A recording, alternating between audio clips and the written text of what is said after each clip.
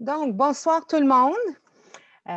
Au nom de l'équipe de UTIVA, nous souhaitons d'abord la bienvenue à nos conférenciers, Dr. Jacques Corcos et Dr. Sylvie Daudin, et à tous les participants qui ont pris le temps de se joindre à nous aujourd'hui.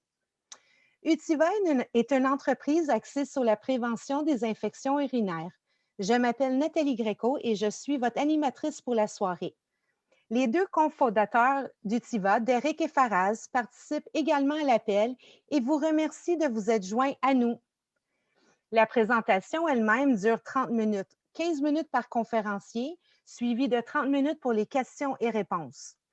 Vous pouvez entrer des questions ou des commentaires dans la section questions et réponses ou dans la boîte de clavardage au bas de l'écran Zoom. Nous répondrons à vos questions dès que la discussion sera terminée. J'aimerais maintenant vous présenter notre premier conférencier, le Dr. Jacques Corcos. Le Dr. Corcos est professeur de chirurgie à l'Université McGill. Il fait partie de l'équipe traitante du département d'urologie de l'Hôpital général juif, de tous les hôpitaux du CUSM et de l'Institut de réadaptation de Montréal. Il a terminé sa formation en urologie en 1985 à Montpellier, en France, et sa résidence à Sherbrooke de 83 à 84. De 85 à 90, il faisait partie de l'équipe soignante, puis était chef du département d'urologie à l'hôpital universitaire de Sherbrooke. En 90, Dr. Corcos devient chef du département d'urologie de l'hôpital général juif. Ses recherches portent principalement sur l'ingénierie tissulaire, la dysfonction de la vessie, l'incontinence, l'urodynamique et la neurostimulation pour lesquelles il a été financé par différents grands organismes subventionnés. Le Dr. Corcos a publié plus de 200 publications évaluées par des pairs, de nombreux chapitres de livres et a également édité 10 livres. De 2008 à 2011, il a été secrétaire général de l'International Continence Society. Il a également été le président fondateur de la Fondation canadienne de recherche sur l'incontinence. En février 2013, Dr. Corcos a reçu le gouverneur général du Canada, la médaille du jubilé de diamant de la reine Élisabeth II et en décembre 2015, la croix du service méritoire du Canada. La parole est à vous, Dr. Corcos. Merci beaucoup pour cette présentation. Bienvenue à tout le monde et je vais vous dire tout de suite que je suis très content de faire une présentation sur les infections urinaires. C'est quelque chose qui me tient beaucoup à cœur parce que comme beaucoup d'urologues, surtout ceux qui font de l'urologie fonctionnelle, nous voyons énormément de cas, nous voyons surtout des cas référés et malheureusement les références ne sont pas toujours bien préparées et je pense que ce genre de discussion, ce genre de forum va nous permettre de réparer ce genre de choses. Alors, un petit détail, mes diapositives vont être en anglais, comme c'est souvent la convention au Québec, où on présente en français et on fait nos diapositives en anglais. Ce n'est pas de la paresse de ma part, c'est plus pour permettre à ceux dont l'anglais est la langue première de mieux comprendre ce que nous disons. Donc, je n'ai... Bon, attendez, donc, je n'ai aucun conflit d'intérêt pour cette présentation.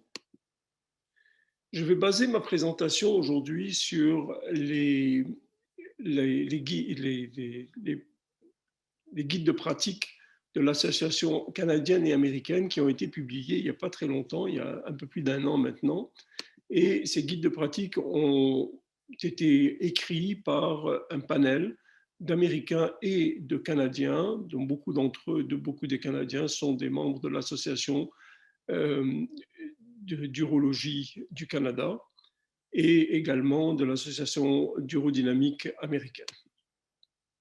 Alors, avant de parler des infections, parce que ces présentations, ces guides de pratique sont des guides de pratique sur les infections récidivantes. Avant de parler des infections récidivantes de la femme, je voudrais avoir deux diapositives. Une diapositive sur les infections, sur l'infection urinaire simple chez la femme et une diapositive sur l'infection chez l'homme.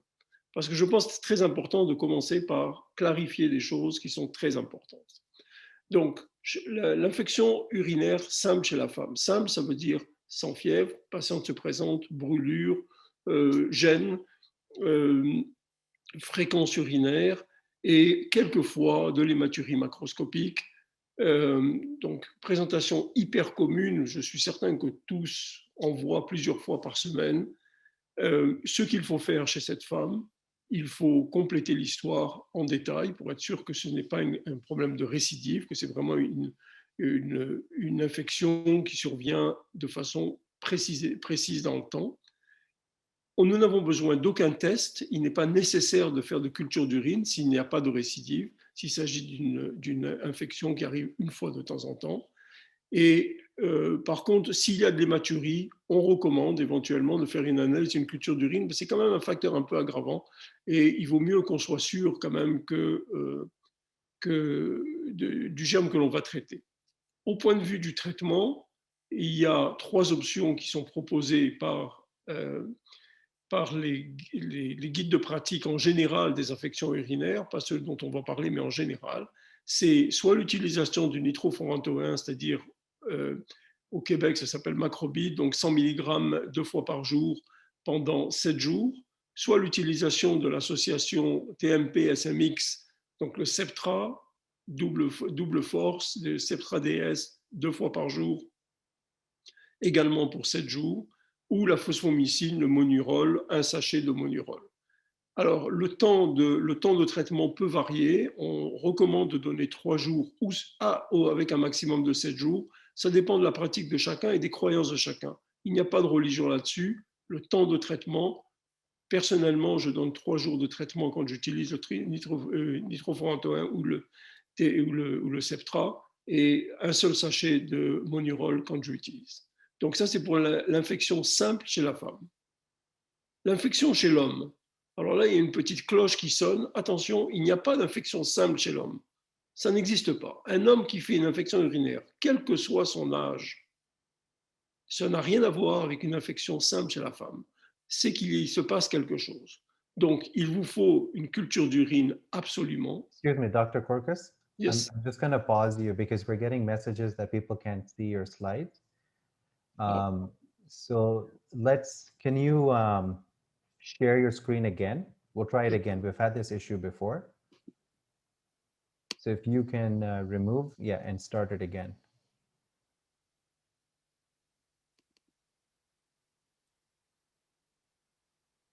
Natalie, can you please ask everyone to see if they can see Dr. Korkus' slides?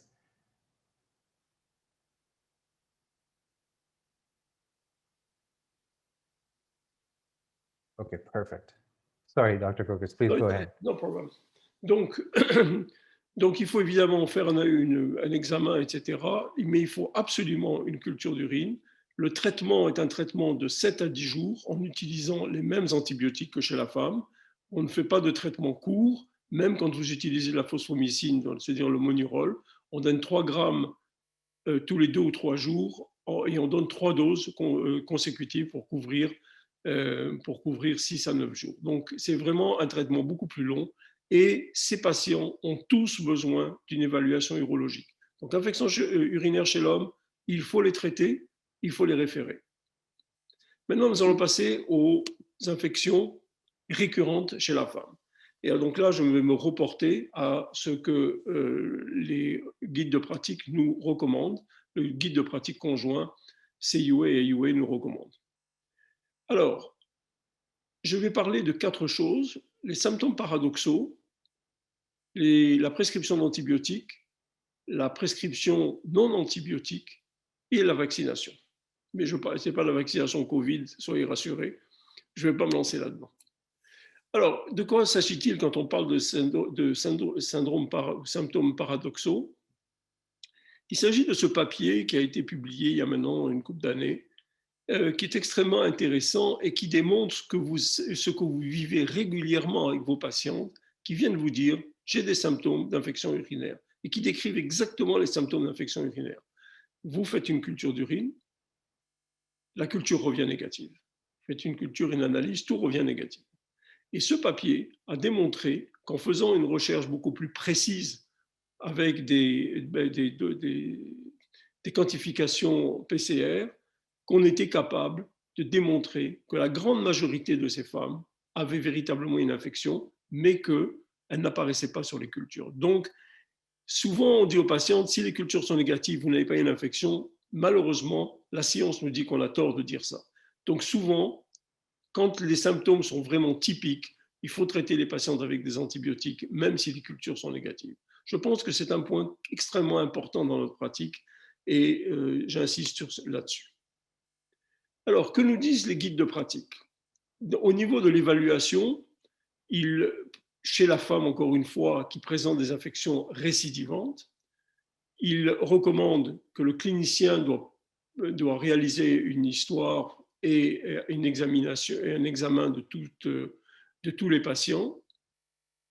Le clinicien doit également documenter la culture, donc faire une culture chez tous les patients. Il doit obtenir cette culture avant de commencer les antibiotiques. Autant de choses, je pense que vous savez. Par contre, je vais insister là-dessus, parce que malheureusement, la majorité des gens le savent, mais beaucoup de gens ne le font pas. Il est très facile de faire une prescription d'antibiotiques. Il semble beaucoup plus compliqué de convaincre une patiente d'aller faire une culture d'urine. Si elle a des infections récidivantes, il faut faire des cultures d'urine à chaque épisode. C'est impossible de savoir qu'est-ce qu'on a à combattre si on ne sait pas le germe, la quantité et l'impact sur l'analyse d'urine. Donc c'est vraiment très important. Ne traitez pas vos patientes si vous n'avez pas de culture d'urine dans les infections récidivantes. Donc le plus souvent possible. Alors c'est sûr, il y a des exceptions. Il y a l'infection du samedi soir, la patiente ne veut pas aller à l'urgence et on n'a pas de laboratoire d'ouvert, etc. Il arrive qu'il y ait des problèmes, mais malheureusement. Deuxièmement, évaluation clinique. Les guides de pratique disent qu'il n'y a pas de nécessité de faire d'imagerie et de cystoscopie dans l'évaluation des patientes avec infection récidivante. Et là, j'ai mis ce petit dessin, la source de la honte. Alors ça, c'est pour mes collègues urologues qui, trop souvent, proposent de faire des cystoscopies à ces patientes. Alors, je les comprends, parce que les patients viennent vous voir, ils vous leur dites, et elle vous dit, j'ai vu 5 urologues, j'ai vu mon médecin de famille, j'ai vu plusieurs médecins de famille, tous m'ont donné des antibiotiques, personne n'a rien fait comme évaluation. Et vous pourrez presque dire, vous ne voulez pas la décevoir, alors vous dites, OK, on va vous faire une cystoscopie. Mais en fait, ce n'est pas la bonne chose à faire. Il n'y a aucune nécessité. Ces infections récidivantes chez la femme ne se traduisent par aucun problème en imagerie et aucun problème en cystoscopie. Évidemment, on parle là de germes banaux, on parle de Escherichia coli, de Klebsiella, de choses relativement entérocoques, des choses relativement banales. Si vous tombez sur un germe beaucoup plus compliqué et beaucoup plus rare, il est évident qu'une évaluation urologique est nécessaire. Mais dans la très grande majorité des cas, ça ne va rien montrer. Essayez de convaincre la patiente qu'il faut juste être traité adéquatement. Au niveau du traitement, donc, le médecin doit proposer à la patiente d'être traitée en attendant les résultats de la culture d'urine. Ça paraît également important, évident. Il faut, si possible, ne pas, surtout si la patiente est très symptomatique, la traiter avant. Il ne faut pas traiter les patientes asymptomatiques parce qu'il peut arriver qu'on reçoive une culture d'urine parce qu'on l'a faite pour n'importe quelle autre raison. La culture d'urine est négative, il ne faut pas la traiter si la patiente n'a aucun symptôme et il ne faut pas répéter non plus les cultures pour vérifier s'il n'y a aucun symptôme. Donc cette notion d'infection asymptomatique est aussi quelque chose qui nécessite souvent qu'on passe beaucoup de temps à expliquer aux patientes en disant ce n'est pas grave, vous vivez déjà avec des bactéries un peu partout sur votre organisme, en particulier au fond de la gorge, autour des dents. Vous pouvez vivre avec une infection urinaire, il ne va rien se passer si vous n'avez pas de symptômes, vous n'avez pas besoin d'antibiotiques. Alors, au point de vue maintenant du traitement, on revient encore une fois avec les mêmes traitements, nitrofurantoïne, Septra, phosphomycine, monurol. Et il faut évidemment ajuster en fonction de l'antibiogramme. Si vous avez dans votre hôpital ou dans votre clinique, on ne teste pas ces antibiotiques, vous pouvez utiliser d'autres antibiotiques en ajustant à l'antibiogramme. Généralement, le traitement, encore une fois, alors là, là aussi. Ce n'est pas parce qu'il y a une récidive que vous traitez plus longtemps. Le traitement d'une infection urinaire, même si elle est récidivante, c'est de 3 à 7 jours. Ce n'est pas 10, 14 jours, 21 jours, un mois comme on voit quelquefois. Ça ne sert à rien. Ce n'est pas ça le problème. Le problème, c'est qu'il faut éliminer la bactérie. Vous n'avez pas besoin de tant d'antibiotiques. Alors, je sais que c'est une bataille avec les patientes. On vit ça quotidiennement. Les patientes veulent beaucoup plus d'antibiotiques. Elles veulent reprendre des antibiotiques tout de suite. Les symptômes ne disparaissent pas. Elles gardent une petite brûlure. Elles veulent encore des antibiotiques. Alors là, il faut vraiment les convaincre qu'il faut attendre les résultats des cultures, ajuster et leur donner un petit nombre de jours de traitement et ça suffit largement. Évidemment, si vous tombez sur une culture qui vous montre que les bactéries sont résistantes à tous les antibiotiques oraux ou parce qu'à cause d'allergies, vous devez référer ces patients à des cliniques de jour dans les hôpitaux pour être traités de façon parentérale. C'est une évidence, mais quelquefois, nous n'avons pas le choix. Au point de vue de l'antibioprophylaxie, on peut proposer des antibioprophylaxies. C'est une des recommandations en expliquant clairement les avantages et les inconvénients. L'antibioprophylaxie, donc, qui est une faible dose d'antibiotiques donnée pendant une longue période de temps chez les patients qui présentent des infections récidivantes fréquentes. Alors, qu'est-ce qu'on appelle fréquentes? C'est 4-5 par an. Là, ça commence à être quand même assez fréquent pour les mettre sous antibioprophylaxie. Cette antibioprophylaxie est basée essentiellement sur 2 antibiotiques, sur le nitrofurantoin à 50 mg par jour, de préférence à prendre le soir, 50 mg le soir, et le Septra simple, donc le trimethoprim sulfametoxazole simple, à 1 comprimé, à prendre aussi de préférence le soir. Une autre forme d'antiboprophylaxie qui marche bien chez les sujets jeunes, c'est l'antiboprophylaxie post-coïtale, donc 1 comprimé à prendre immédiatement après une relation sexuelle, avec un maximum d'1 par jour. Quand les gens sont très jeunes et sont très étudiants, parfois ils ont plus qu'une relation par jour, mais 1 comprimé généralement suffit pour la journée. Donc cette technique d'antiboprophylaxie fonctionne, mais malheureusement ne guérit personne. Mais elle fonctionne, elle donne un répit pendant le temps où les gens la prennent. Et parfois, à l'arrêt, les choses recommencent. Alors, on recommence encore des traitements coup par coup, puis on reprend encore une fois l'antiboprophylaxie par la suite. Donc, ce n'est pas un domaine extrêmement facile. Qu'est-ce qu'il faut faire après le traitement? Et chez ces patientes-là, c'est bien de faire des cultures pour vérifier si la patiente a encore des symptômes persistants. Il faut faire des cultures. Si la patiente n'a plus de symptômes, il faut ne pas faire de culture parce que vous risquez d'avoir des résultats positifs d'une infection asymptomatique et vous heurtez à la patiente qui va absolument vouloir que vous la traitiez alors qu'en fait, vous n'avez pas besoin de la traiter. Alors, un autre chapitre qui est extrêmement intéressant et qui est donc recommandé par les associations, c'est l'utilisation des moyens non antibiotiques dans le traitement, dans la prévention des infections urinaires. Alors, Dr Daudin va nous en parler beaucoup plus en détail tout à l'heure avec des données plus scientifiques que ce que je vais vous présenter là, mais ce que je vous donne est a quand même la valeur de la puissance de la littérature. Donc, cette recommandation, c'est d'utiliser les dérivés des canneberges. Alors, les dérivés des canneberges, donc le substrat actif des canneberges s'appelle le proanthocyanidine et il existe dans différentes présentations, que ce soit dans des boissons, dans des bars et dans des bars à croquer et dans des différents types de suppléments. Et il existe évidemment autrement en comprimé. Donc, il y a différentes présentations. Le gros avantage que je vois, la grande majorité de ces présentations sont à dose fixe et à concentration fixe. Et la seule qui présente une concentration idéale de 36 mg de Pax par comprimé est l'Utiva. L'avantage que je vois à l'Utiva, c'est que vous le prenez une seule fois par jour.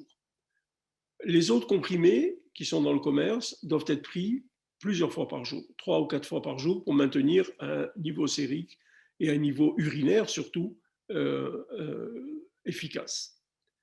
Je dirais en passant que les différentes études que je connais qui ont été faites à partir de jus de canneberge du commerce n'ont jamais démontré un gros avantage.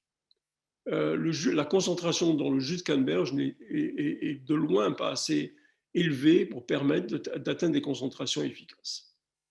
Alors, comment est-ce que ce PAX fonctionne? En fait, le PAX fonctionne en inhibant l'adhésion de Escherichia coli, et il y aurait aussi une action au niveau de la fimbria, donc les petits poils des Escherichia coli.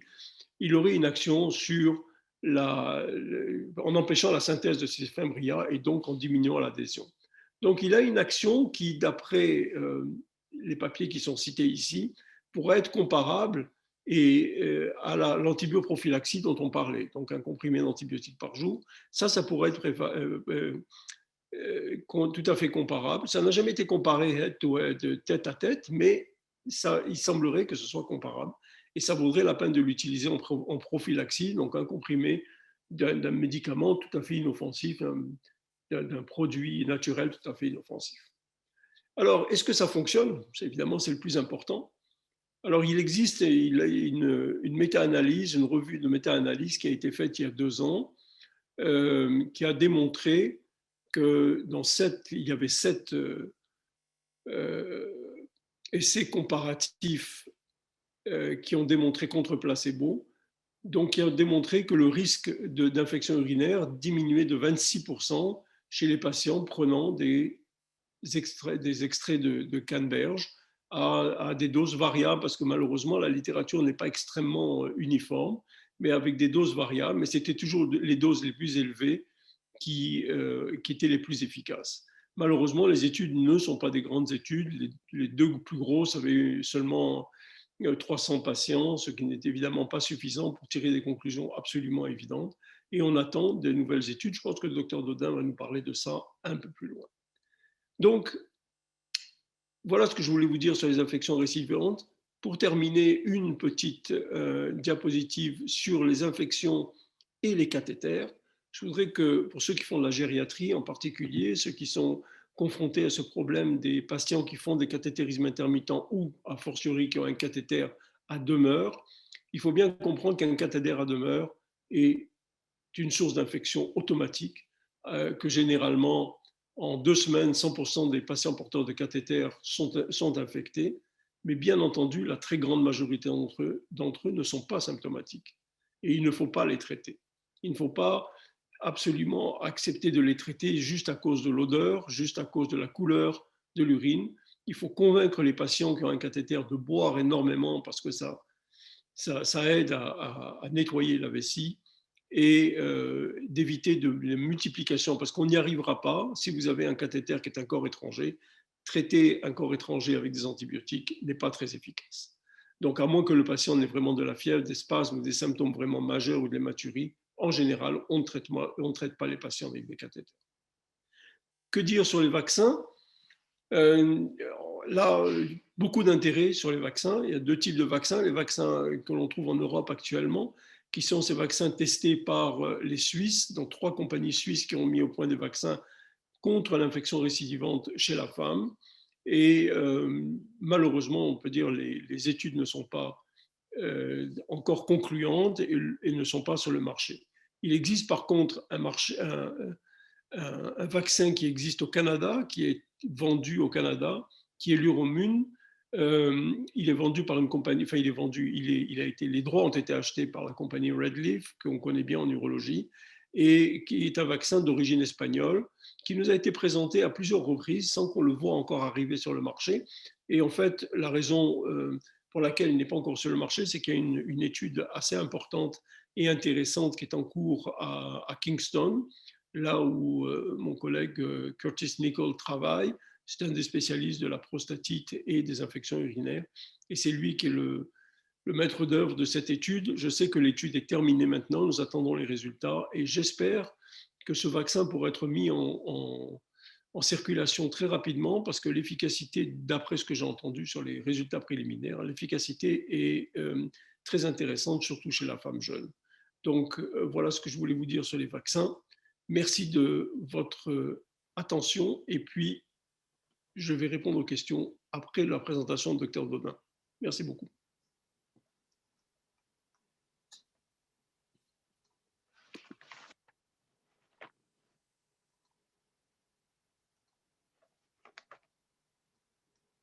Donc, merci beaucoup, Dr. Korkos. J'aimerais vous rappeler de bien vouloir inscrire vos questions dans la section questions et réponses ou clavardage et de nous indiquer à quel conférencier s'adresser. Maintenant, je vais vous présenter Dr. Dodin. Dr. Dodin est gynécologue, professeur titulaire et chercheur clinicienne au département d'obstétrique gynécologie de l'hôpital Saint-François d'Assy du CHU de Québec et à l'Institut de la nutrition et aliments fonctionnels. Elle a été fondatrice et directrice du Centre Ménopause Québec pendant plusieurs années et titulaire de la chaire en approche intégrée en santé de l'Université de Laval. Dr. Dodin a contribué à la publication de plus de 80 articles originaux dans des revues avec comité de pairs et a présenté plus de 200 communications lors de congrès provinciaux, nationaux et internationaux. Elle a été invitée à plusieurs symposiums nationaux et internationaux. Elle a donné plus d'une centaine de conférences auprès du grand public et autant dans le cadre de la formation médicale continue. Elle a participé à plusieurs émissions télévisées et radiophoniques, régionales et nationales. La plupart de ses présentations ont trait actuellement au domaine de la ménopause et de l'approche intégrée en santé des femmes et de la nutrition. Donc, la parole est à vous, Dr. Dodin.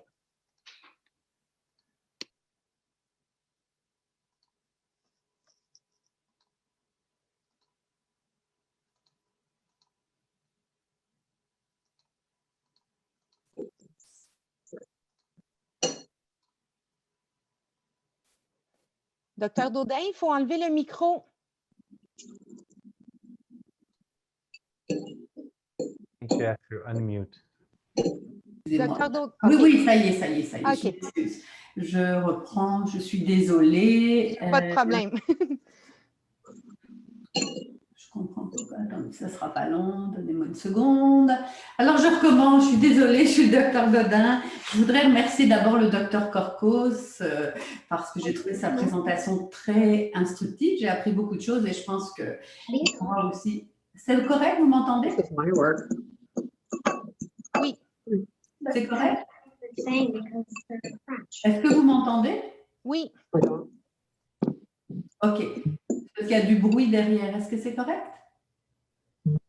Faraz, can you mute the people, please? Yes, I just did that. OK. Donc, il ne devrait plus avoir de bruit. La parole est à vous. Dr. Dodin, zoom her slides, make it into presentation mode. Yeah. Est-ce que vous pouvez juste mettre votre présentation en Ah, vous la voyez plus? diaporama? Oui, non, juste la mettre en diaporama, s'il vous plaît. Ah, OK. Ah, elle était en attendez. OK, bon.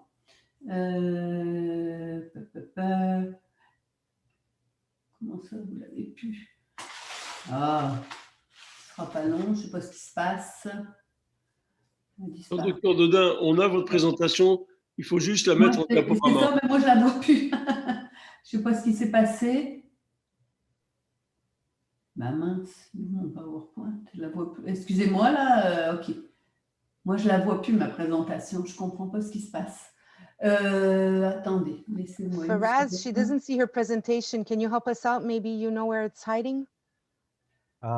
It's better if she shares it again. Like stop it and share it again. OK. Ouais, Si vous êtes en mesure de l'arrêter puis recommencer. Oui, je recommence. Je ne sais pas ce qui se passe. Là, je suis désolée. Je repartage. Bon. Attendez, je réouvre ma présentation. OK.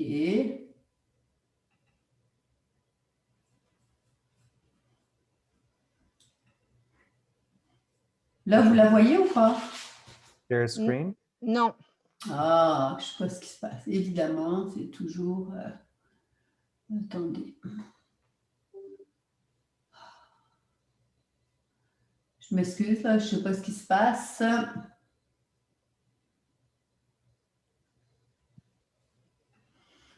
Bon, je réessaie. Ça marchait bien tantôt. Je ne sais pas ce qui s'est passé. It should be at the bottom of the screen, of the Zoom Okay. screen. Là, vous voyez mon écran? Oui. OK, donc je vais retourner. J'ai éteint PowerPoint. Je ne sais pas ce qui s'est passé. Ah, c'est pas possible. Okay. Faraz semble dire que vous devrez la retrouver en bas de votre écran. Oui, oui, c'est ça, je la retrouve. mais elle était comme, OK, la voyez-vous, je la mets en... Ça marche? Oui, parfait. Bon, je suis désolée. Donc, je recommence. Je voulais d'abord remercier le Dr Korkos pour sa présentation très instructive. En tout cas, moi, j'ai appris beaucoup de choses. Puis, je suis contente de pouvoir discuter après avec vous et avec lui et de profiter de cette expertise. Donc, je vais vous présenter en fait le projet PACAN, qui était un essai clinique randomisé qui visait à vérifier en fait la prise orale d'un extrait de canneberge standardisé justement en PAC, pardon, et qui a été réalisé notamment avec les gens de l'Institut des Nutraceutiques, l'INAF, et avec une de mes étudiantes en maîtrise qui vient de terminer, qui est en ce moment en médecine interne. Donc, en fait, vous le savez, hein, l'infection urinaire, c'est une des principales causes de consultation médicale. On parle d'une femme de plus de 18 ans sur 3 qui fera au moins une infection urinaire. Puis parmi ces femmes-là, il y en a énormément qui vont faire des infections récidivantes. Vous savez aussi que la problématique des résistances aux antibiotiques est importante. Et juste pour une petite anecdote, en fait, je me suis beaucoup intéressée au canneberge il y a déjà quelques années. Et je ne sais pas, c'est peut-être vous, Dr Korkos, je ne sais pas, mais j'étais dans ma voiture, puis j'écoutais Radio-Canada. Puis à un moment donné, il y a un urologue, je ne sais plus s'il était de McGill, qui en fait racontait, qui parlait des résistances aux antibiotiques, puis qui nous disait qu'en fait, il y avait une jeune femme qui était totalement résistante à tous les antibiotiques et qu'avec l'infectiologue, ils avaient décidé de lui faire une injection de jus de canneberge intravésicale, puis ça avait été la seule chose qui avait été efficace. Alors, j'en sais pas plus, hein, c'était à Radio-Canada, mais quand même, ça m'avait intriguée, puis j'avais commencé à regarder un petit peu les données là-dessus.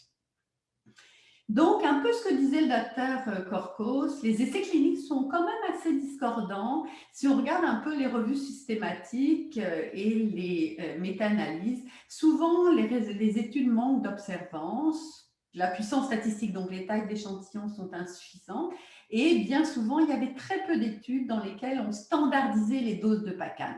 Et comme le disait le docteur Korkos, c'est vraiment au moins 36 mg par jour qu'on devrait utiliser.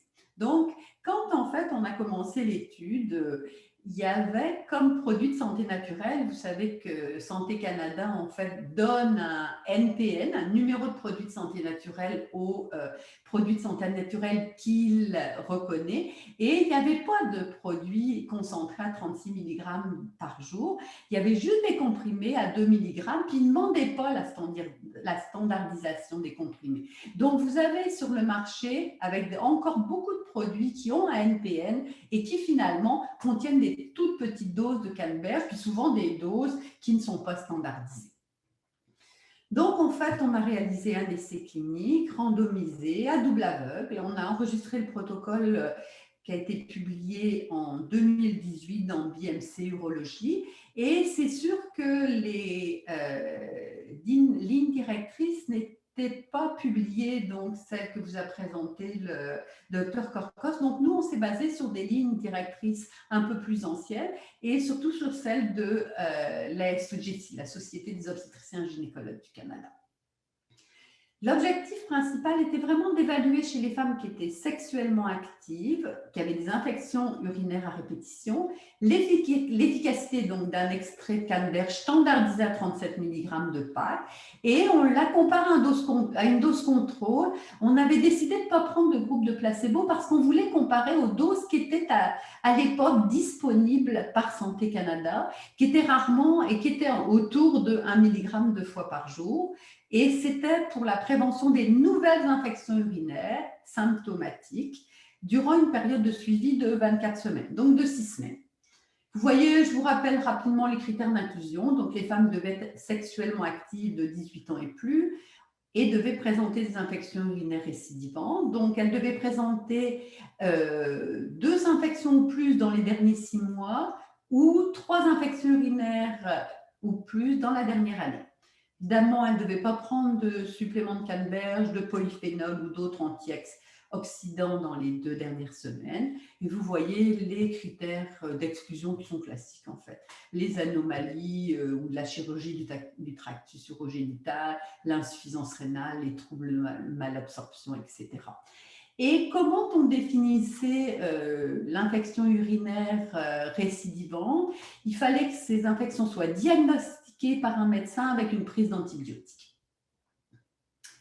Donc, on a utilisé 120 mg d'urophénol qui correspond à une dose standardisée à 15%, et nous, on a utilisé 18,5 mg 2 fois par jour. Puis, on l'a comparé à une dose contrôle et l'on donnait 1 mg 2 fois par jour. Ça avait été manufacturé par Nutra-Canada, qui est maintenant Diana Food.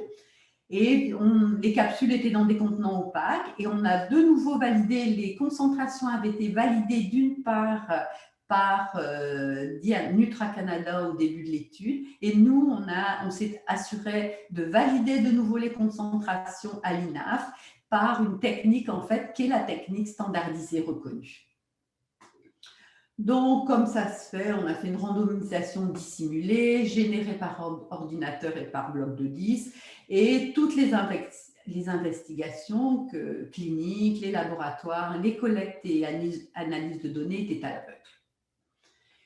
Donc, on a vu les femmes à la visite 0, à 12 semaines et à 24 semaines. On avait un questionnaire avec plusieurs variables socio-économiques, surtout seulement à la visite 0, sur la prise de médicaments, les produits de santé naturelle. On avait aussi des questions sur la qualité de vie et les facteurs de risque d'infection urinaire. On avait un questionnaire de fréquence alimentaire qui nous a permis de cibler tous les aliments riches en PAC. Donc, les PAC, c'est vraiment les proto-anthocyanidines. Donc, c'est le produit un petit peu actif des canneberges, mais il y en a aussi dans d'autres produits de santé naturelle. Puis, en fait, on avait à peu près 70 éléments qui contenaient des PAC. Et on a fait les prélèvements urinaires classiques selon les recommandations. D'ailleurs, les patientes avaient une petite explication dans la salle de toilette pour savoir exactement comment elles devaient faire leur prélèvement. Et on avait une analyse au bateau. Ah merde! Slim, t'es chiant. Ah putain, j'ai tout perdu. Je suis en train de faire une présentation, je te l'avais dit. Est-ce que vous entendez encore? On a perdu votre présentation, Dr Daudin. Okay. Bon, ok, je m'excuse. Qu'est-ce qui s'est passé?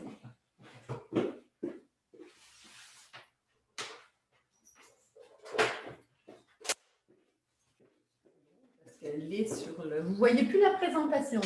Non. Bon. Attendez, je ne comprends pas ce qui se passe.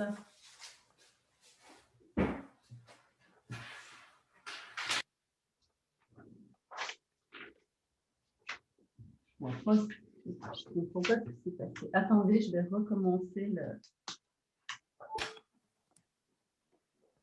Est-ce que vous la voyez là? Non, je vous vois juste vous. C'est comme si votre présentation, elle a débarqué. Vous la voyez toujours pas? Non. Ben, je vais aller la reprendre.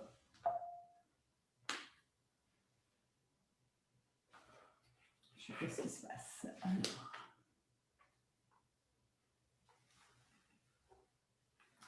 Donc, je vais de nouveau partager l'écran. Je m'excuse.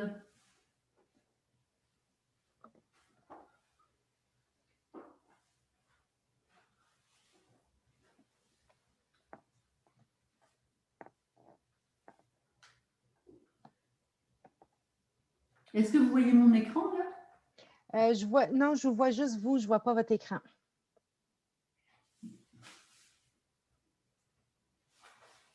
Là, est-ce que vous le voyez? Non plus. Bon. Je ne comprends pas ce qui s'est passé, je m'excuse. OK, là, je vois votre écran. Oui. Bon, on va aller rechercher ma présentation plus bas.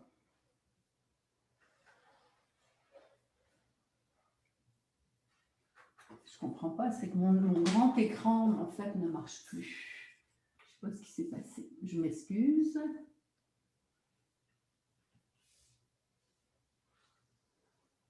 Là, est-ce que vous le voyez? Je vois votre écran, mais pas en diaporama. Ouais, je vous le mets le diapo. Ah, c'est pas possible.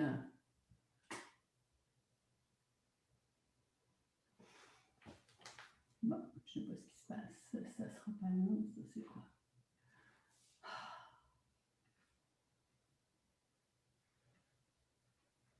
Là, vous voyez pas la présentation. Là, vous la voyez? Je la vois, oui. Mais pas en grand écran, pas en... Non, il y a quelque chose qui va pas, je sais pas quoi.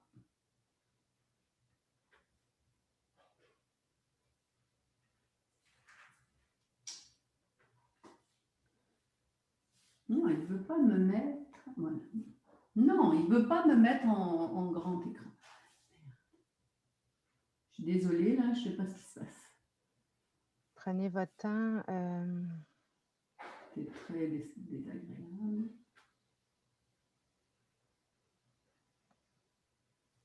Là, vous l'avez en grand écran, là. Hein? Là, Ça on l'a fonctionne?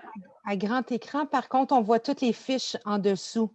C'est comme si on ne focus pas sur une même page.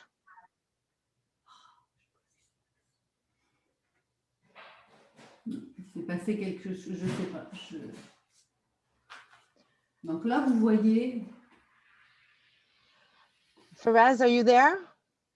Vous pouvez continuer comme ça. Vous pouvez continuer comme ça, docteur Godin. OK. Pas grave, on le voit très bien quand même. OK, parfait. Vous pouvez continuer comme ça. Ok, donc j'en étais à dire que finalement, bah c'est ça, là j'étais passée, on avait fait les tests de grossesse. Alors la façon dont on a suivi les patientes, c'est que toutes les patientes qui présentaient des symptômes devaient contacter la coordonnatrice de l'étude, soit par, il y avait une page Facebook, soit elle pouvait contacter la patiente par la coordonnatrice par téléphone, etc. Il y avait la coordonnatrice qui avait comme était de garde, il y avait toujours 24 heures avec soit l'étudiante, etc. Et dès qu'elle avait des symptômes, elle devait se présenter à l'INAF. Elle avait un test de bâtonnet et de culture systématiquement. Et comme c'était des patientes symptomatiques, on les mettait sous antibiotiques dès que le test de bâtonnet et la culture étaient donnés. Et les antibiotiques avaient été choisis, enfin selon les recommandations, mais en fait, ce sont les mêmes antibiotiques que le Dr Corcos proposait. Finalement, si les patients ne pouvaient pas se présenter, parce que soit elles étaient à l'extérieur, etc., c'était des jeunes patients, donc il y en a un certain nombre qui ne pouvaient pas se présenter, on faisait des antibiotiques de façon empirique et on demandait aux patientes si c'était possible, on leur avait donné un petit contenant d'urine, si elles étaient possibles de nous ramener leur petit contenant d'urine, mais vous allez voir que ce n'était pas possible chez toutes les patientes. Finalement, pour calculer notre taille d'échantillon, en fait, on a estimé que 35% des participantes auraient au moins une infection urinaire durant le suivi de 24 semaines dans le groupe contrôle. Et puis, on voulait observer une différence à peu près de 25% entre les deux groupes. Donc, il fallait qu'on ait un minimum de 126 femmes. Et on avait estimé 15% de perte au suivi. Et au total, il nous fallait recruter autour de 148 femmes. On a comparé l'incidence des infections symptomatiques durant les 24 semaines à l'aide du modèle de Poisson. Puis, on a comparé aussi l'intervalle de temps avant une première infection urinaire symptomatique entre les deux groupes. Et ça, en fait, on a fait comme une courbe de survie de Kaplan-Meier avec un test de Logrand. Et finalement, évidemment, toutes les analyses ont été faites avec intention de traiter, intention to treat. La chose qui est importante à vous dire, c'est qu'on a fait un certain nombre d'analyses post-hoc. Donc, ce qui veut dire que ces analyses ont été faites alors qu'elles n'étaient pas prévues initialement. Donc, quand vous lisez le protocole qui avait été publié, les analyses post-hoc n'étaient bien sûr pas présentées. Et on a fait ces analyses post-doc, on a fait des analyses multivariées, on a fait le modèle de régression pour mettre en évidence les facteurs confondants. Puis finalement, on a testé certaines interactions avec le traitement, ce qu'on appelle de voir s'il y avait des facteurs qui allaient modifier l'efficacité du traitement. Notre issue principale, c'était vraiment le nombre d'infections urinaires symptomatiques sur la base des symptômes, donc rapportés par la participante, pollakiurie, dysurie et urgence mixtionnelle, et pendant toute la période de suivi de 24 semaines. On a aussi évalué les infections urinaires avec pyurie. Donc, on faisait un test du bâtonnet et puis on définissait la pyurie comme la présence d'au moins d'un leucocyte 1 et plus. Finalement, on a aussi évalué les infections urinaires confirmées par culture. Je ne vous présenterai pas tous ces résultats-là. On a aussi vérifié l'observance des effets secondaires, les biais de contamination, etc. Mais je vous présente juste les premiers résultats parce que, comme je vous disais, c'est sous presse, alors je ne me permettrai pas de tout vous présenter. Vous voyez rapidement, en fait, les patients qui ont été randomisés en 2 groupes. Donc, les patients qui prenaient soit 2 mg de PAC par jour ou, au contraire, le groupe 1, qui était les patientes qui prenaient une dose de 36 mg de PAC. Donc, vous voyez qu'on a eu 66 femmes dans un groupe 76, on a eu des abandons, quelques abandons, on a eu 5 pertes au follow-up, etc. Mais quand on compare en fait tous ces groupes, les groupes étaient quand même en termes d'abandon, etc., très similaires. On a 124 femmes qui ont complété l'étude, donc c'est vrai que sur les femmes randomisées, un certain nombre de femmes ont abandonné. Je n'irai pas dans les détails pour vous donner les raisons, mais les raisons essentielles, c'est qu'on avait quand même beaucoup de femmes jeunes et c'est sûr que quelquefois, soit quand elles étaient étudiantes, elles quittaient pour l'été, etc. Donc, on a quand même eu capable d'analyser toutes les patientes de façon intention to treat.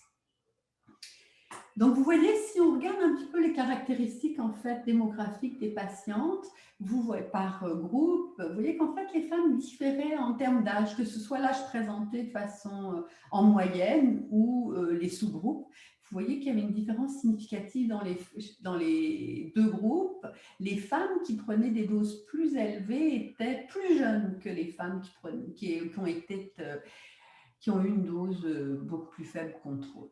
Mais ça, malheureusement, c'était indépendant de notre volonté. Mais si vous voyez un petit peu les sous-groupes, en fait, c'est aussi significatif. Et si on regarde un petit peu les patientes, c'était surtout dans le groupe des femmes qui prenaient qui prenaient des doses élevées.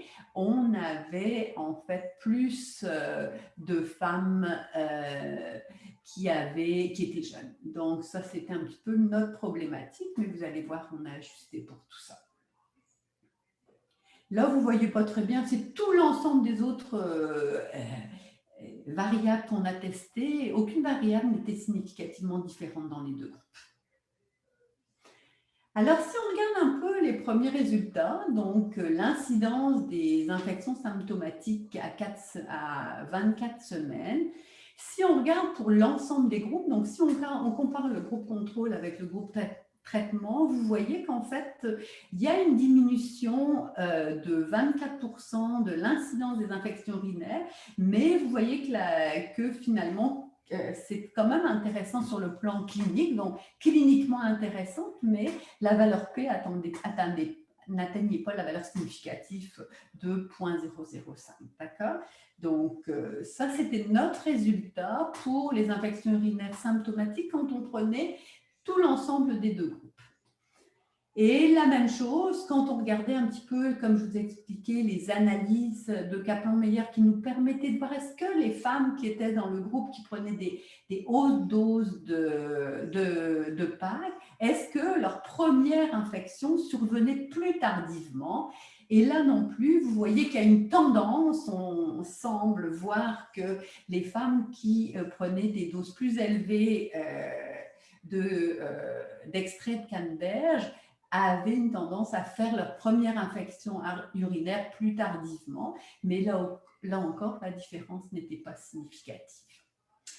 Alors, ce qu'on a fait, c'est qu'on a fait d'abord une première analyse de régression pour voir un petit peu quels étaient les facteurs qui influencent, les facteurs de base qui pouvaient influencer le nombre d'infections symptomatiques. Et vous voyez, ça on l'avait vu déjà, l'âge est un des facteurs importants, qui était un facteur confondant. Et vous voyez aussi l'autre élément le plus important, c'était le nombre d'infections dans les derniers 12 mois.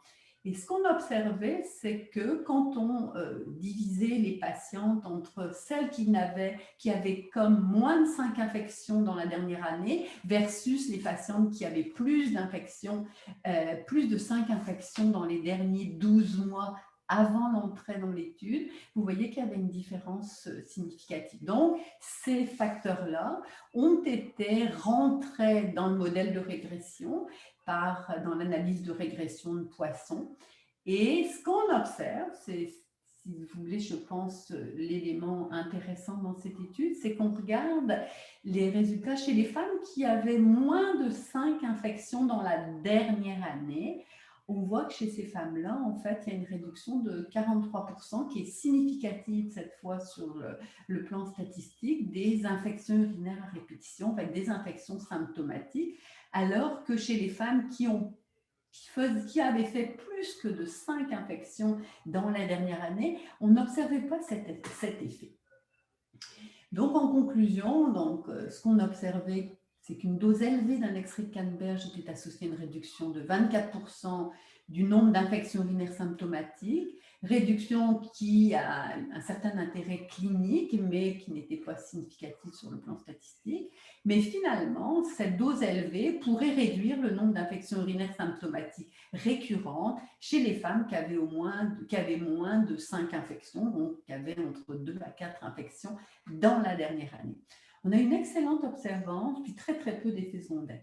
Donc voilà, donc j'arrêterai là. Je suis tellement désolée de ce qui s'est passé. J'espère que vous avez quand même compris l'ensemble de la présentation. Puis je suis avec Dr Corcos pour répondre à vos questions. Merci. Parfait. Merci beaucoup, Dr Daudin, Monsieur Dr Corcos.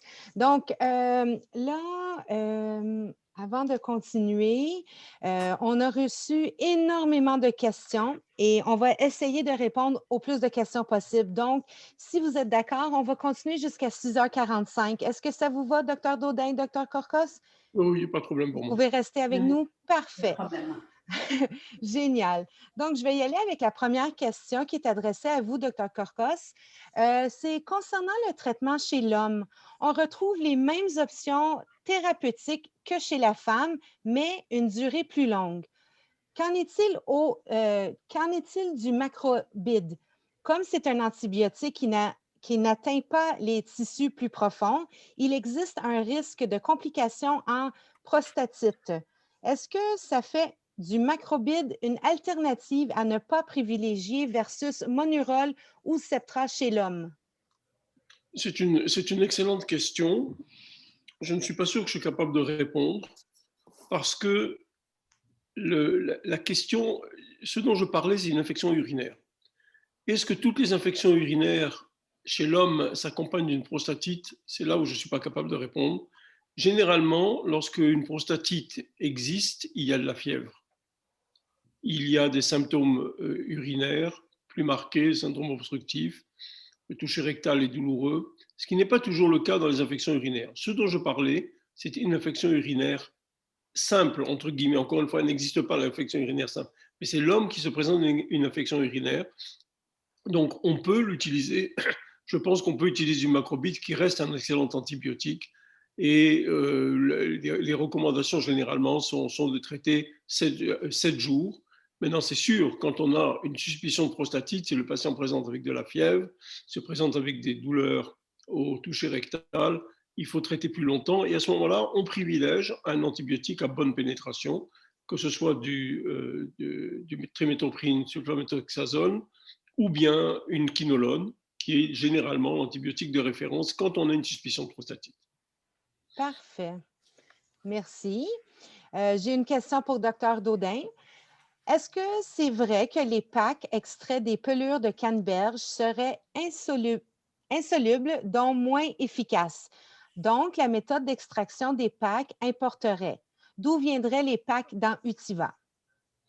Écoutez, c'est une bonne question. Moi, j'ai du mal à vous répondre pour la bonne raison qu'en fait, les extraits ont été produits par Diana Food à ce moment-là. Donc, je pense que vous êtes peut-être les meilleures personnes pour répondre à la question parce que moi, je ne sais pas. Je ne peux pas vous répondre à cette question-là, j'en sais rien. OK. Je suis désolée, est-ce que... Attendez. Faraz? Yeah, Natalie. Okay, so this question will be more addressed to you guys, Derek and yourself, regarding the packs. So they want to know basically if the packs are less. Oh, hold on a second. So we saw the question, Natalie, Yeah. and we can answer it. The packs are actually 100% soluble. And in the presentation, the uraphenol product is exactly what is Utiva with very high anti-adhesion rates. Okay.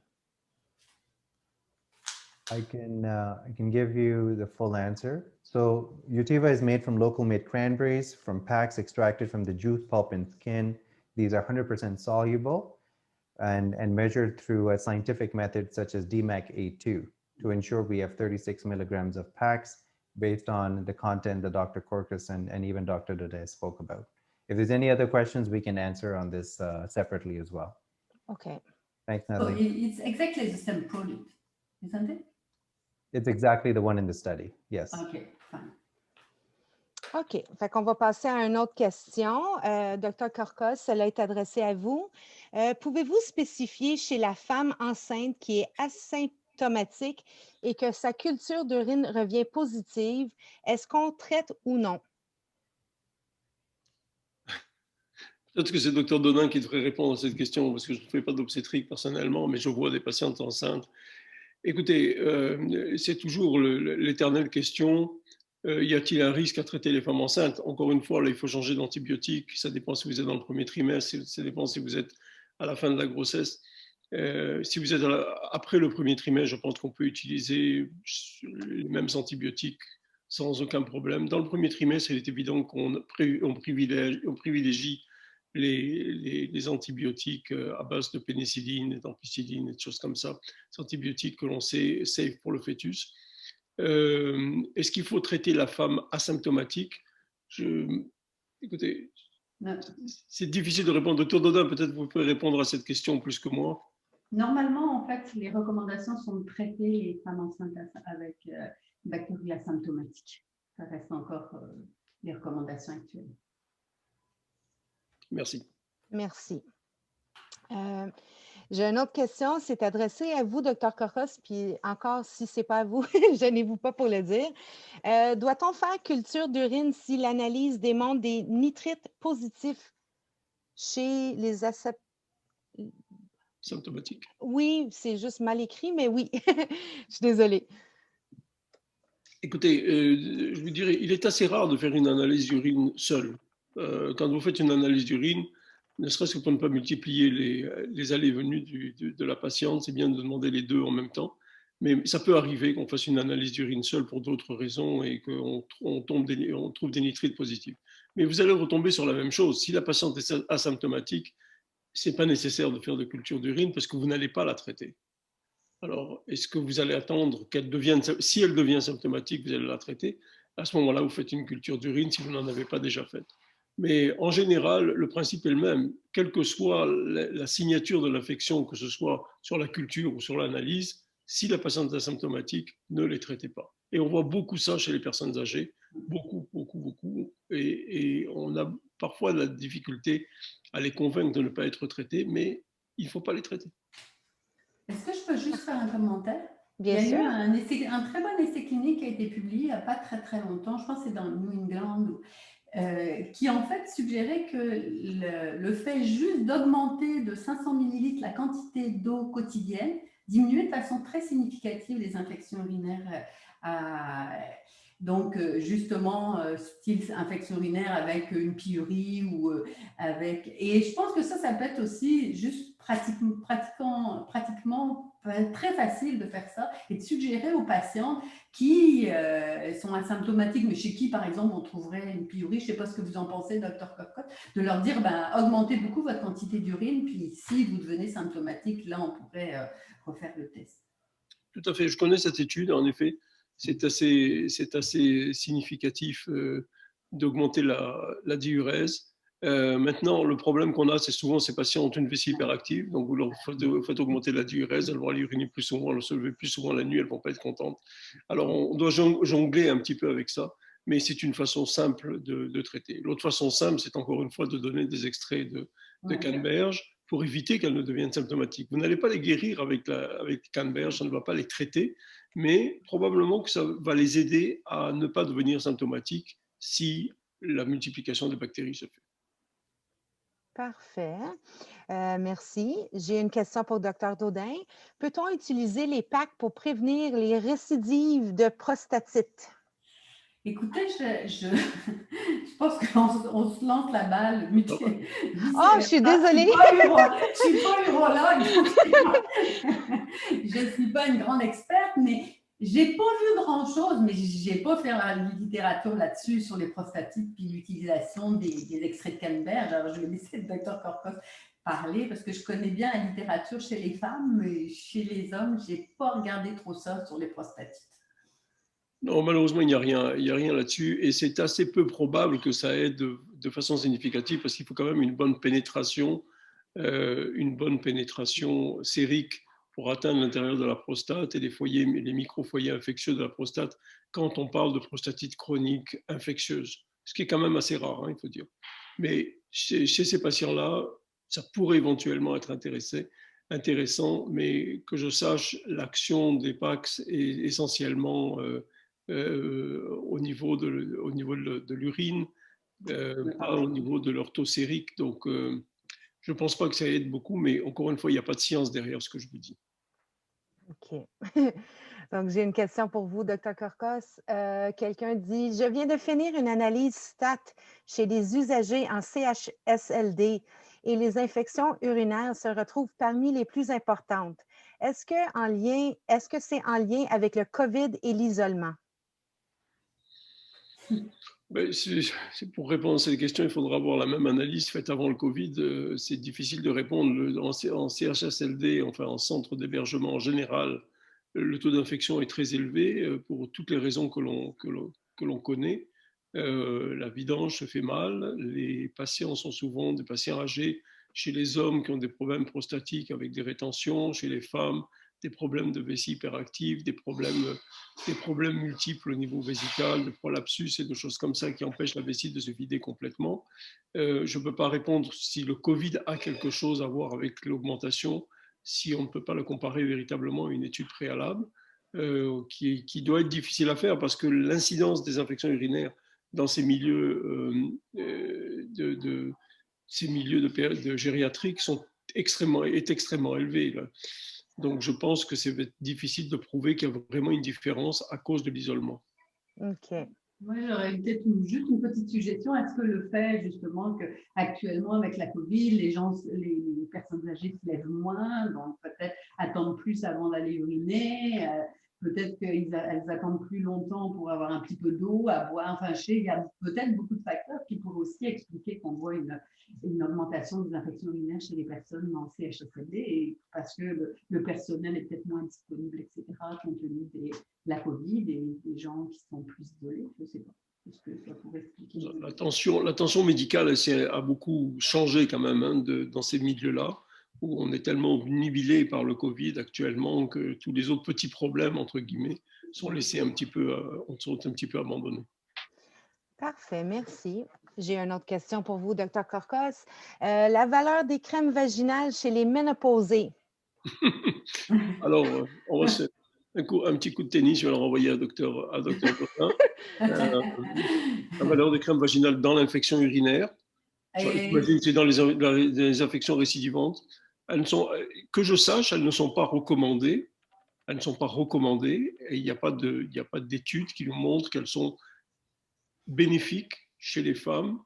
Maintenant, l'avantage des crèmes vaginales, en particulier des hormones vaginales, on parle des hormones, bien entendu, pas des crèmes lubrifiantes, mais des hormones vaginales, est énorme au point de vue trophicité, apport sanguin, apport de nutriments au niveau vaginal et au niveau de la base de la vessie et au fonctionnement de la vessie. C'est pour ça que les hormones vaginales fonctionnent bien, je ne veux pas dire très bien, mais fonctionne bien dans les hyperactivités vésicales, par exemple.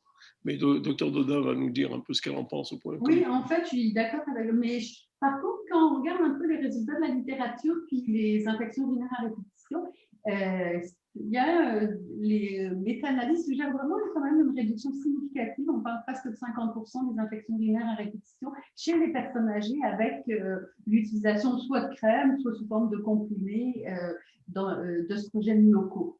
Et ça diminue de façon significative aussi la vessie hyperactive. Écoutez, je peux me tromper, mais je pense que les données de la littérature quand même suggèrent une efficacité des crèmes vaginales, enfin crème ou comprimée ou anneau vaginal local, sans donner une hormonothérapie par voie générale. Par contre, ce qu'il faut faire attention chez les patientes âgées, c'est que comme justement elles ont une atrophie vaginale très importante, il peut avoir une absorption importante même la voie vaginale. Donc, les patientes âgées peuvent se plaindre, surtout les premiers jours, de mastodynie, de douleurs dans les seins, etc. Donc, juste les rassurer. Mais en tout cas, nous, on l'utilise beaucoup chez les femmes. Comme moi, je vois énormément de femmes qui viennent justement pour des infections urinaires à répétition. Puis, c'est quand même une stratégie efficace. En tout cas, chez nous. Mais je pense dans la littérature aussi. Parfait. Alors, si je peux rajouter quelque chose ici, Oui. il faut se méfier un petit peu de la littérature dans ce domaine parce que si je me rapporte à ce qui a été fait en vessie hyperactive, il n'y a pas d'étude qui fait crème vaginale ou rien. C'est malheureusement, il y a beaucoup de choses qui sont faites en même temps, et dans la prise en charge, dans l'augmentation des boissons, dans l'augmentation disons qu'il y a beaucoup d'autres facteurs qui entrent en jeu, qui font que malheureusement, on ne peut pas dire c'est vraiment la crème vaginale qui a été utile. Alors, j'imagine que c'est la même chose dans les infections urinaires. Parfait, merci. Écoutez, on va voir si on peut répondre à 2 autres questions. Il y a énormément de questions. Donc, ici, j'ai pour Dr Korkos, combien de temps l'Utiva pourrait être utilisé? Combien de temps utiliser excusez-moi si je ne le dis pas comme il faut, prophylaxie, 6 mois, 1 an ou illimité? Encore une fois, c'est une très bonne question. Écoutez, je ne pense pas qu'il y ait de données à très long terme avec l'utilisation des extraits de canneberge et de l'Utiva en particulier. Moi, je l'utilise exactement comme j'utilise la prophylaxie. Et généralement, je le donne pour 6 mois à 1 an, dépendamment de la gravité des récidives. Si c'est une patiente qui fait énormément de récidives, généralement, je lui conseille de le prendre pendant 1 an, de prendre l'antibiotique ou l'Utiva, ou l'antibiotique et l'Utiva, parce que souvent je donne les deux, pendant 1 an. Si c'est une première tentative, on peut le faire pendant 6 mois, arrêter au bout de 6 mois, voir qu'est-ce qui se passe. Je ne pense pas qu'il y ait vraiment de règles là-dessus, mais 6 mois à 1 an me paraît une durée raisonnable pour l'un ou l'autre des médicaments. Je pense qu'il n'y a pas eu d'essais cliniques de toute façon qui ont duré plus que 12 mois, si je ne me trompe pas. Donc, c'est sûr qu'on n'a pas de données qui peuvent nous dire combien de temps on pourrait durer. Parfait. Maintenant, cela est adressé à vous, Dr Daudin. Est-ce que les PAC sont efficaces à base de CLCR? Qu'est-ce que le CLCR? Ah, c'est comme ça qu'on nous l'a formulé, malheureusement. CLCR. CLCR. Korkos, que c'est que le CLCR? Non, je ne sais pas ce que c'est que CLCR. CLCR. OK, bon, ben, on va passer à une autre chose. Donc, une autre question. Ils disent, considère-t-on une infection urinaire simple chez la femme post-ménopausée, considérant que plusieurs cultures d'urine peuvent être négatives selon Dr Korkos, malgré la présence d'E. coli? Comment envisager et quand devrait-on alors suspecter et traiter le syndrome génito-urinaire de la ménopause avec ostéo-intravage? Avec oestrogène intravaginal, je pense que ça veut dire. Oestrogène intravaginal. Ça doit être ça. Désolée, je ne connais pas tous les termes. Non. Je ne suis pas sûr que j'ai véritablement compris la question. Vous me répétez, qu'est-ce qui... Oui, ils disent, considère-t-on une infection urinaire simple chez la femme post-ménopausée? Après ça, ils demandent, considérant que plusieurs cultures d'urine peuvent être négatives, selon vous, malgré la présence d'E. coli, comment envisager et quand devrait-on alors suspecter et traiter le syndrome génito-urinaire de la ménopause? Ok, il faut faire un petit peu attention. Je vous ai montré ce papier qui montre que certaines femmes avaient des symptômes d'infection urinaire, mais qui avaient des cultures négatives. Ça reste quand même une exception. On voit la très, très, très grande majorité des femmes que l'on voit avec des symptômes d'infection urinaire ont une culture positive. Mais il est exact, de temps en temps, il y en a qui viennent nous dire et nous montrer des cultures négatives avec des symptômes tout à fait authentiques. Donc, il faut les traiter de la même façon. Je veux dire, il faut les considérer, il faut les traiter en disant, bon, ménopausé ou pas ménopausé, il faut les traiter à chaque épisode symptomatique. Et puis... Ben, moi, je peux revenir pour le syndrome urogénital. Oui. En tout cas, je pense que chez des patientes post-ménopausées qui font des infections urinaires à répétition, on devrait leur prescrire une voie urogénitale, des oestrogènes. Les oestrogènes locaux n'augmentent pas, c'est un effet local, donc il n'y a pas d'augmentation du risque de cancer du sein, il y a peu ou pas d'absorption systémique. Et je trouve que, je ne sais pas si vous êtes d'accord avec moi, Dr Korkos, mais quelquefois, ce n'est pas facile de distinguer la vessie hyperactive d'une infection urinaire. En tout cas, moi, c'est un petit peu mon casse-tête, quelquefois, chez des personnes d'un certain âge. Donc, c'est sûr qu'on joue sur les deux tableaux en rajoutant des doses locales d'œstrogène, ce qui nous permet, en fait, d'avoir un effet sur les infections urinaires et aussi en même temps sur la vessie hyperactive. Oui, je pense que c'est une bonne approche. C'est souvent difficile de savoir à qui les donner ces oestrogènes parce que souvent à l'examen, il n'est pas évident qu'il y a une atrophie vaginale chez la personne âgée, oui, mais en post-ménopausée immédiat, le plus souvent, il n'y a pas véritablement de...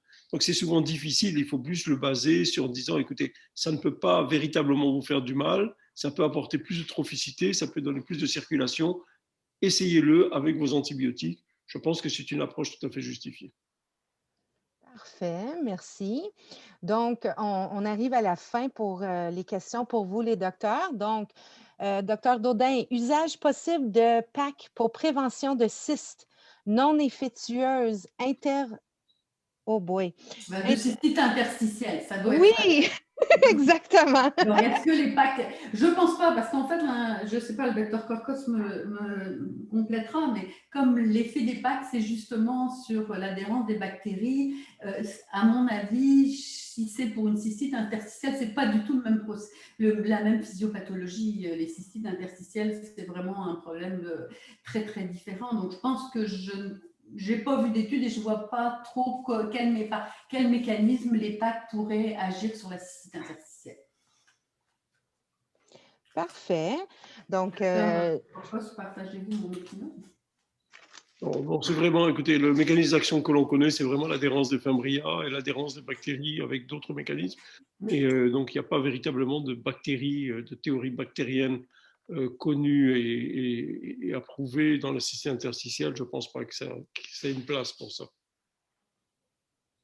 Parfait. Merci beaucoup. Écoutez, je veux vraiment vous remercier d'avoir répondu à toutes les questions. Il y en a beaucoup, beaucoup. On pourrait être ici très longtemps. Donc, c'est très, très, très gentil de votre part, de la part de tout le monde chez Utiva. On vous remercie énormément.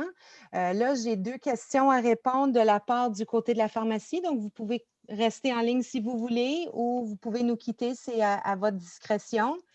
Je vais vous quitter, d'accord? Parfait. Merci beaucoup, Dr. Daudin. Merci, bonne journée.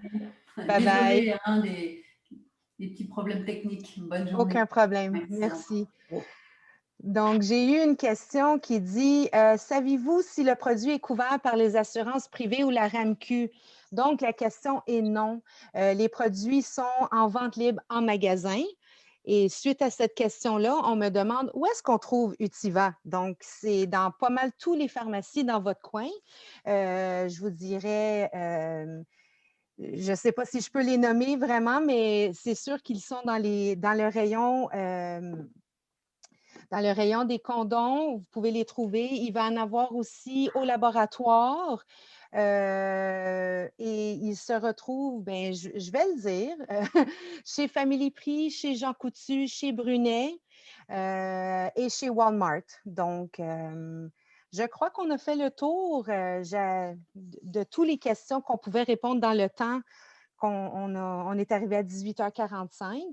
Donc, j'aimerais juste vous remercier de votre présence parmi nous ce soir.